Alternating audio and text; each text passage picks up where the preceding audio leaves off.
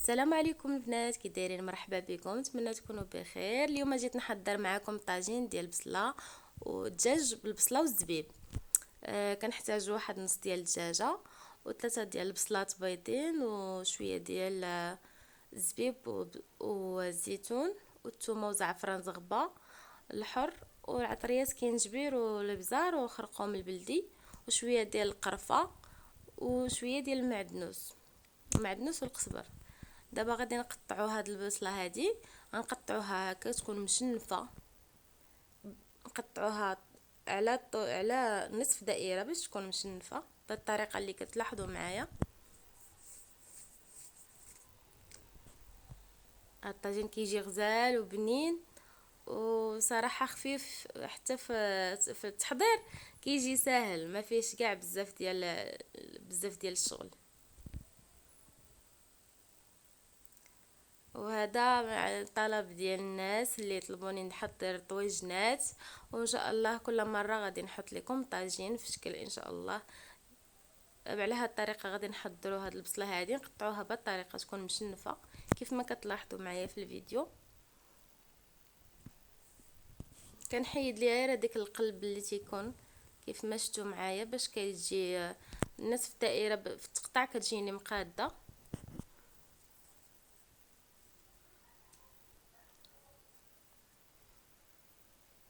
واللي بغى دير معاه الزيتون دير، انا راه كيعجبني ندير معاه الزيتون، كنزوق به كيجي زوين. كيف ما كتعرفوا كتواتى الحلاوه مع الزبيب ومع الحموضه ديال الزيتون.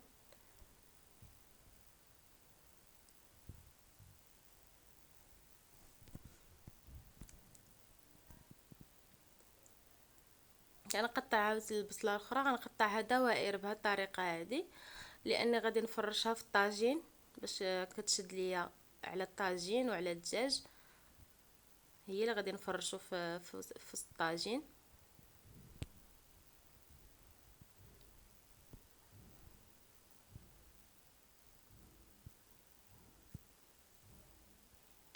كنفرشوه بحال هكا، البصله تكون دوائر نحطوهم بهذه الطريقه هذه، فرشوهم على الطاجين.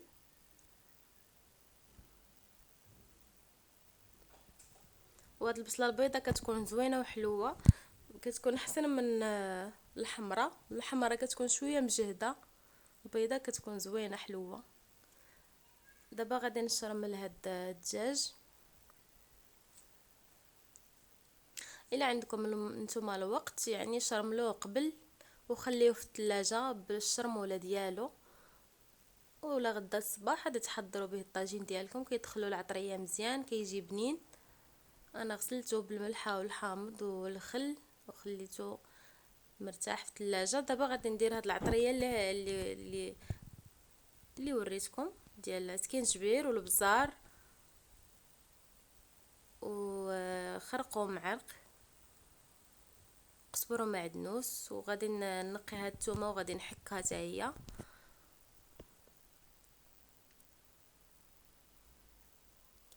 كنحكو هاد الثومه هكا سنينات، 3 ديال السنينات ديال الثومه.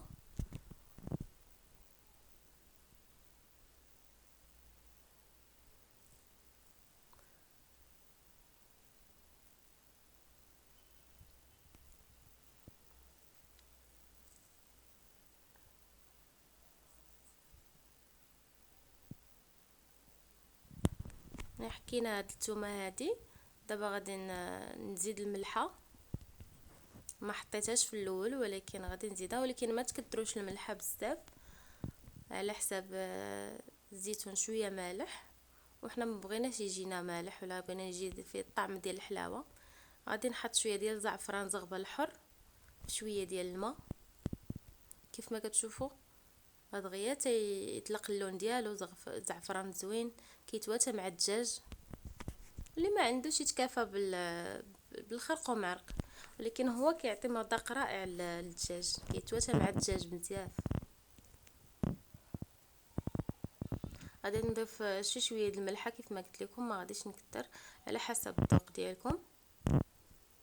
وحتى الدجاج راه كيبقى على حسب الافراد ديال الاسره. دابا ضفت زعفران زغبه، وغادي نخلط هاد المقادير كاملين مع الدجاج. غادي ندهنو مزيان ونشرملوه مزيان كما كتشوفوا.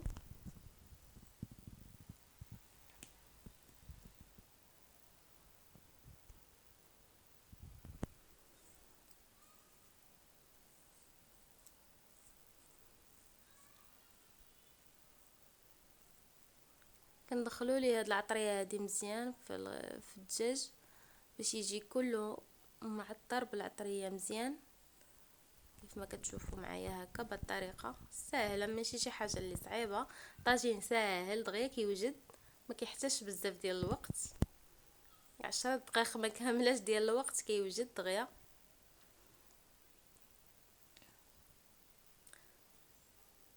دابا غادي منين شرملتو غادي نحطو هنايا. زدت شويه ديال البصله وغادي نحط الدجاج ديالي في الطاجين هكذا كيف ما كتشوفوا معايا. وهاد البصله هادي وداك العطريه اللي بقات ليا غادي نحط فيها البصله ديالي اللي قطعت معكم من قبل وشنفتها رقيقه بهاد السمك هذا اللي وريتكم. وغادي نزيد القرفه، كتواتى القرفه مع هاد الطاجين بزاف.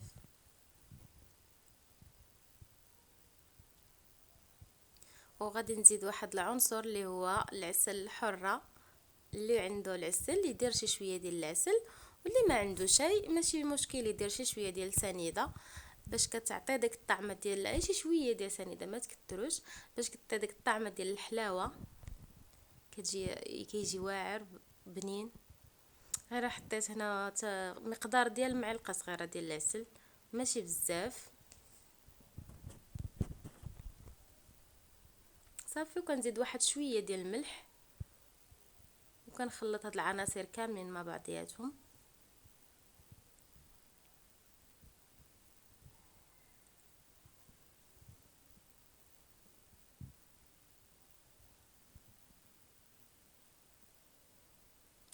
كما قلت لكم كنخلطوا كلشي العناصر مع بعضياتهم باش نحطوا فوق الدجاج.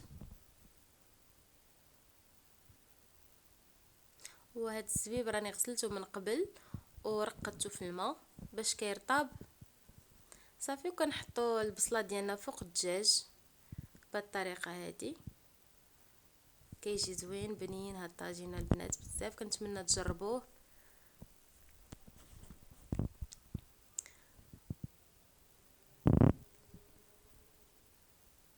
صافي دابا غطيت الدجاج ديالي كامل بهاد البصله هذه كيف ما كتشوفوا. دابا غادي نزيد عليه هاد الزبيب اللي رقدته من قبل، غسلته مزيان ورقدته في الماء.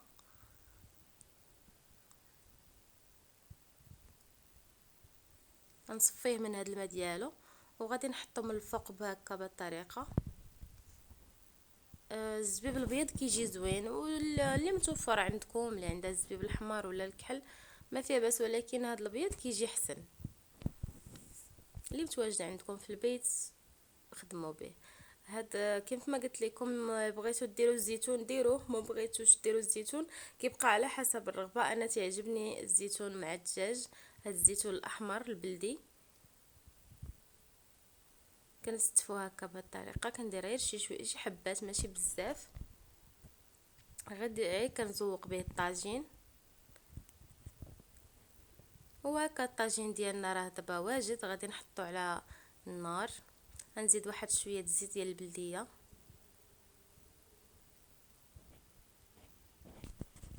وغادي نحطوه على النار تكون في الاول شويه متوسطه، ومن بعد غادي نقصها مزيان باش ما يتحرقش لينا الدجاج وما يتحرقش الطاجين. كنقص عليه العافيه مزيان على عافيه مهيله. وغادي نزيد واحد 4 كاس ديال الماء فيه زعفران زغبه، 4 كاس البنات ما تكتروش لان البصله تبارك الله كتلق الماء، ما يحتاجش نكتروا كاع نهائيا الماء.